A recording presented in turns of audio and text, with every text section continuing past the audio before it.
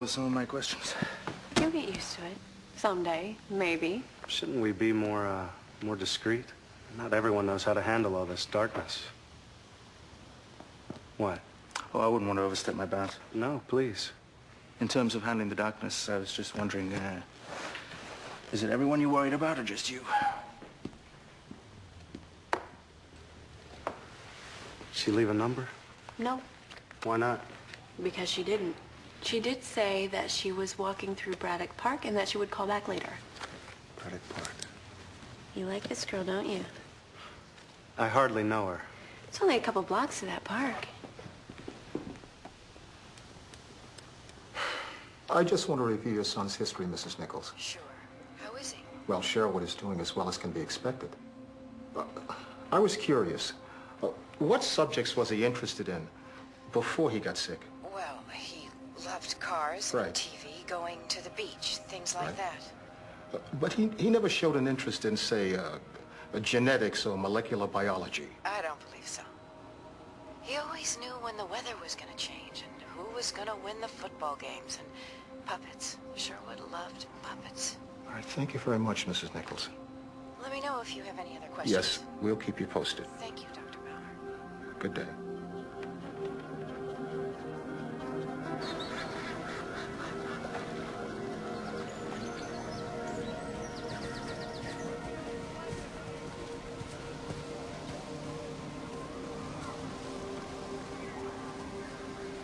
Paul?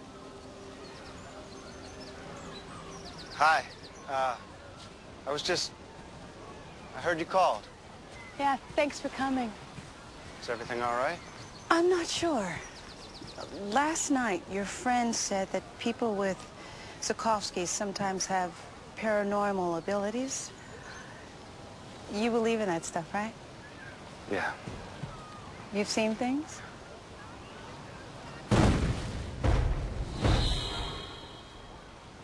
Here and there. My father has been working on this disease for years now, and the last two have been especially hard for him. Last night, he came home with a new theory and formula, a big breakthrough, given to him by one of his patients. I thought they couldn't move or speak. They can. They're hooked up to communication devices, and no one in the advanced stages has been able to use one until last night. I sort of snuck on Dad's computer at home after he passed out, and he downloaded all this new data from his patient's computer. It carries a special codes the voice box will broadcast. This breakthrough came from the patient. Have you talked to your father about this? My father and I don't talk. There's kind of a gulf there. Don't get me wrong, he's a great man. He overcame tremendous obstacles in his life and made sure mine was a whole lot cushier. But we're not, Are you close with your father? Not really. So you get it. Even if I won the Nobel Prize, I'd still be his little girl. He'd never be able to hear this from me. I was hoping you could talk to him. You're nice and more approachable than your friend Keel. He might be able to accept the notion of something occurring outside of his rigorous mindset if it came from you. I'd pay you. No. You won't do it? No, yeah. I want to help. I just don't want you to pay me for it. I'll look into it. The patient telling the doctor how to cure the patient. Now, this is interesting. I wonder if this patient is acting as a sympathetic conduit for Dr. Bauer. Mm-hmm. The doctor spends untold hours with him. Central to the doctor's mind is his tremendous need for a breakthrough. The patient somehow broadcasts this need into the void. I don't believe it. Well, Raina said it came Not from... that you didn't get her number. I'm not doing this because I want to date her. Tricky thing. Broadcasting wishes into the void. Why? You can play games. You can mirror our own worst impulses and reflect them right back on us. And be careful what you ask for. But any breakthrough in this disease is positive, so whatever force is behind it is positive also, right? Perhaps not. If it's a dark energy, it won't appear so at first blush. The devil always comes in wondrous guise. It's very preliminary. I've just only this morning started the trial on patient Nichols. But the idea is fairly simple. Stimulation of the neurotransmitters with extremely high dosages of ferrocene with an equally high dose of deoxycycline. Ferrocene's antidote? Now, the idea is the ferrocene clears the synapses, hopefully helping them to fire. And the doxycycline detoxes before they clog from the high doses. Wow. I would have thought of it. Like 20 years or so. Now, we have to proceed with caution. I want to set up a double blind immediately. Julia, what is Sherwood doing here? I don't know. You told me to bring him. I don't believe I did. I just got your email. It said bring Sherwood to the lab immediately. Well, it's time for morning rounds. We'll take him back to his room. Run the numbers on all this to make sure I'm not off my rocker. Dr. Bauer is a great man. His new treatment is working for me already. Oh my God. Dust your tux off, boss. Nobel Prize, here we come. Way to go, Dr. Bauer.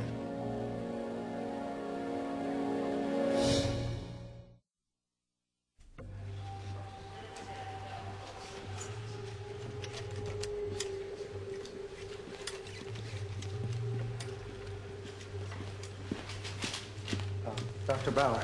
Are you all right, sir? Who are you? I'm Paul Callan.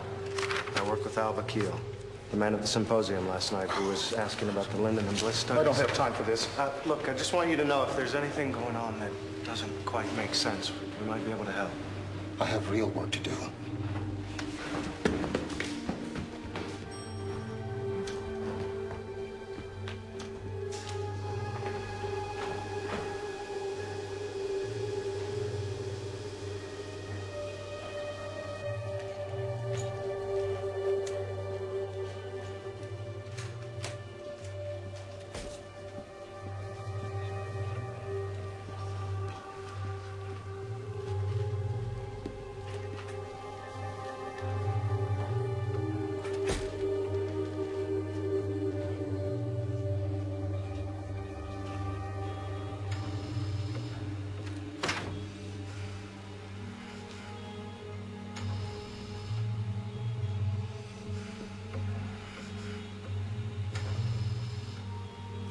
Mr. Nichols?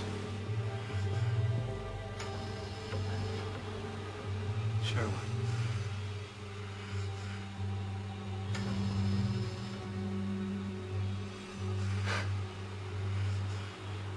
Do you know things?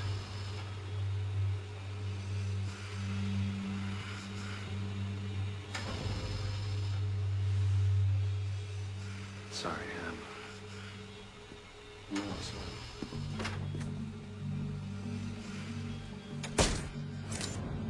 Some things. There definitely was a breakthrough. Big one? The Lord's take up thy bed and walk kind by the looks of it. Did you talk to Bauer? I did. I also tried to talk to the patient. And? Nothing except... What? Well, it's silly, but I thought I could smell tar in his room. Really?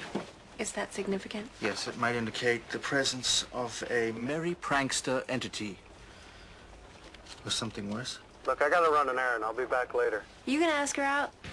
Goodbye, Evelyn.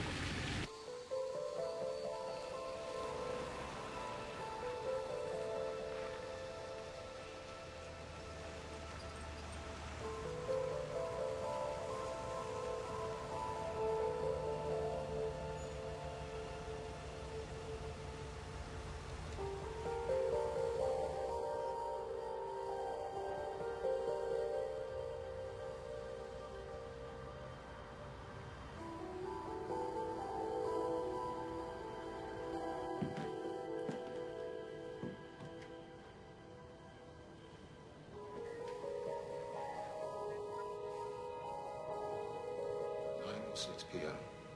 I've done something I shouldn't have. I've used information that was given to me in a way that I don't fully comprehend. I have never done anything dishonest or unethical in my life. I acted alone.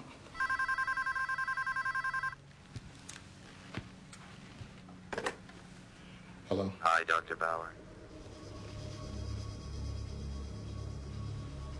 Sherwood? What you doing? What do you want? You haven't done anything wrong. You're a great man. Everyone says so. Why don't you close the door so we can talk?